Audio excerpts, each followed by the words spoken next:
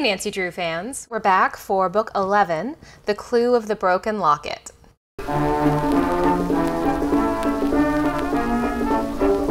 Originally published in 1934 and revised in 1965, this is the return of Mildred ghostwriting as Carolyn Keene.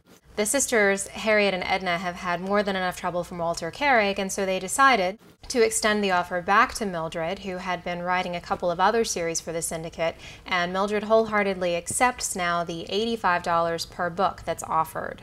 My 1965 edition was completely revised from the original, but to me, this is a quintessential example of the Nancy Drew I remember from my youth. At the request of Carson Drew, Nancy, Bess, and George head to Misty Lake, Maryland to investigate a haunting at the lake there. The girls quickly befriend Cicely. She's a girl about their age who is staying in a cabin on the lake because she's convinced that the nearby Puddingstone Lodge holds the key to her inheritance.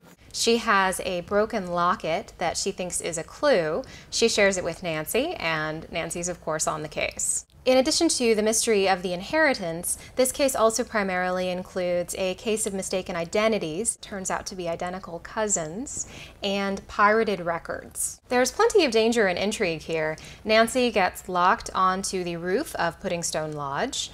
She is kidnapped with rock star Nico Van Dyke of the Flying Dutchman.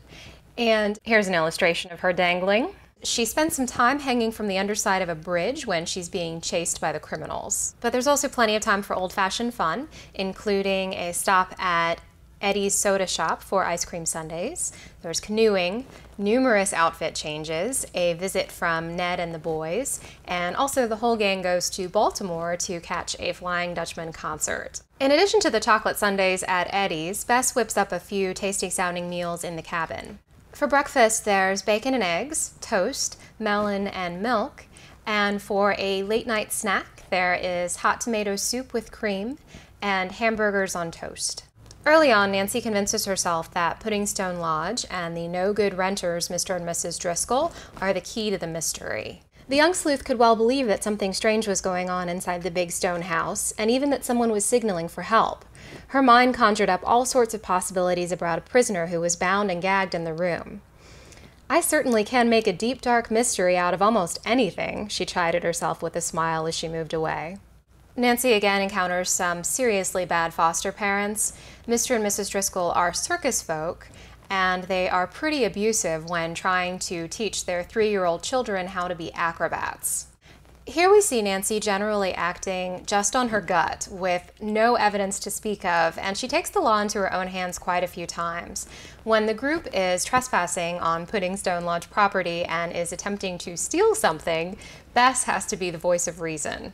Bess wondered about the advisability of taking the ornament off the property, but Cicely assured her that if it contained something belonging to her, she had every right to remove it, at least temporarily. The local sheriff isn't anything like the doting Chief McGinnis of River Heights, and he tells Nancy point blank to back off. "We didn't find a thing. We even broke into that locked attic room to be sure. No sign of any prisoner. Besides, these people don't seem in the least suspicious. Miss Drew, I feel that you may have overstepped in this situation. You know trespassing is against the law." Nancy, of course, never gives up on a mystery, and when she ends up catching the criminals, the sheriff quickly comes around. "Good for you, Miss Drew," the chief said. "You're an excellent detective, and I apologize for not taking your reports more seriously." Next up, Book 12, The Message in the Hollow Oak.